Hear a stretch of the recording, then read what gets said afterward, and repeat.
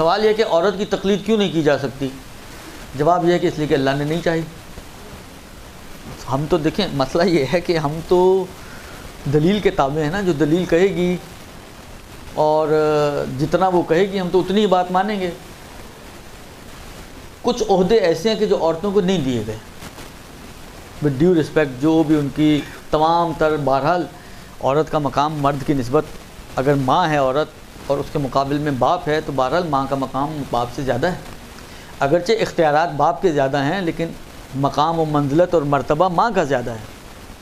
اگر آپ کے ذہنوں میں ہو، جو مجھے اجمالی طور پر روایت یاد ہے کہ کسی نے آ کے معصوم سے سوال کیا کہ مولا یہ بتائیں کہ ماں کا حق زیادہ ہے یا باپ کا، یا شاید رسول خدا سے ہے یا ائمہ سے کسی سے؟ انہوں نے کہا جی ماں کا۔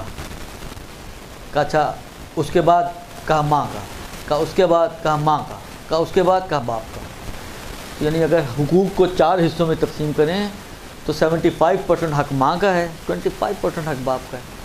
البتہ ان تمام تر 75% احترام کے باوجود اختیارات باپ کے زیادہ ہیں، درست، کیونکہ وہ ولی ہے بچے کا اور سرپرست ہے۔ تو ولایت کے عہدے سے عورت کو محروم رکھا گیا۔ جناب زہرا سلام اللہ علیہا اپنے تمام تر مقام کے بعد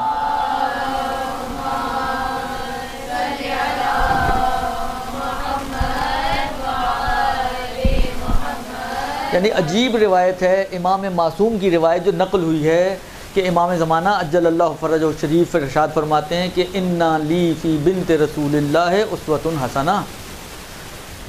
امام اپنی امامت کے ساتھ یہ بات کر رہا ہے کہ میرے لیے فاطمہ زہرا کی زندگی میں اسوہ حسنہ ہے۔ تو اسوہ حسنہ یقیناً ہیں، لیکن اس اسوہ حسنہ ہونے کے باوجود نہ نبی ہے نہ امام ہے، عہدہ نہیں دیا ان کو خدا نے۔ اگرچہ جو عصمت جناب زہرا سلام اللہ علیہا کی ہے، کسی اور عورتوں میں سے کسی اور میں وہ عصمت نہیں ہے جو جناب زہرا کے پاس ہے۔ یعنی اگر آپ غور فرمائیں، بات آئیے اس لیے میں تھوڑا سا اس کو 2-3 منٹ آپ کی لوں گا۔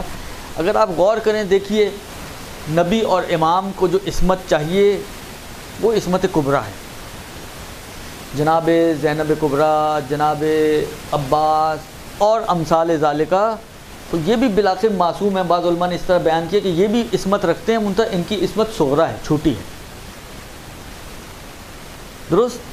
لیکن نبی اور امام کیونکہ عہدیدار خدا ہیں، خدا کے عہدے کے اوپر فائز ہیں، تو ان کو جو عصمت چاہیے وہ مضبوط قسم کی اور بڑی عصمت چاہیے، جس کو عصمت کبریٰ سے تعبیر کیا جاتا ہے، کہ جو پروردگار عالم نے آیہ تطہیر کے ذریعے جس کا اعلان کیا ہے۔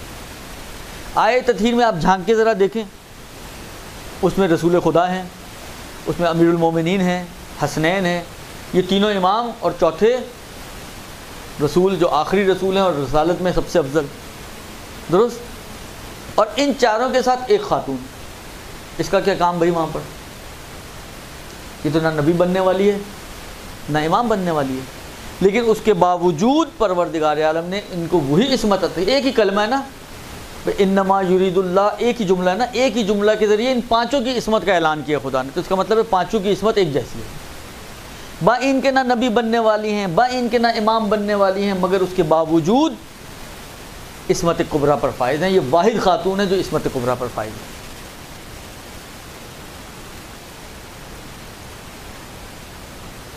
تو پروردگار عالم نے اس جیسی خاتون کو جو عصمت کبریٰ کی حامل ہے،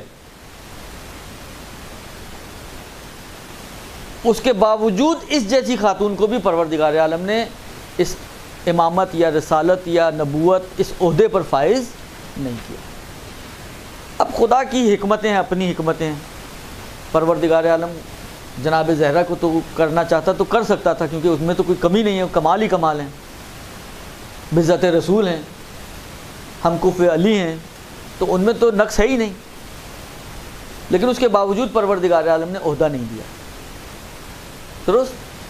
لہذا اب عورتوں کو ولایتی جتنے بھی جہاں پہ بھی ولایتوں کی کہانیاں ہیں وہ عہدے نہیں دیے گئے۔ اجتہاد بھی جہاں ایک طرف فتوے کی بات ہے تو وہاں دوسری طرف ولایت اور اختیارات کی بھی بات ہے، قضاوت کی بھی بات ہے۔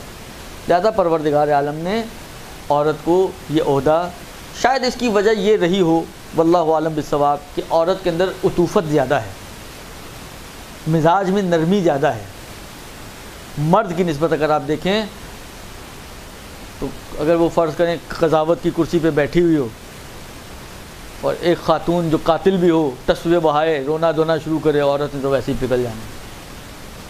یہ کیس تو گیا ہاتھ سے. تو اس لیے پروردگار عالم نے عورت کو ان منصبوں سے کہ جس کے لیے ولایت کے منصب ہیں اور سرپرستی کے منصب ہیں اس پہ عورت کو فائز نہیں کیا. اور اسی وجہ سے شاید ہو سکتا ہے کہ عورت کو اجتہاد کر سکتی ہے, مجتہدہ ہو سکتی ہے, لیکن اپنے ہی حد تک رہے گی, اس کی ولایت کسی اور پر نہیں جا سکتی.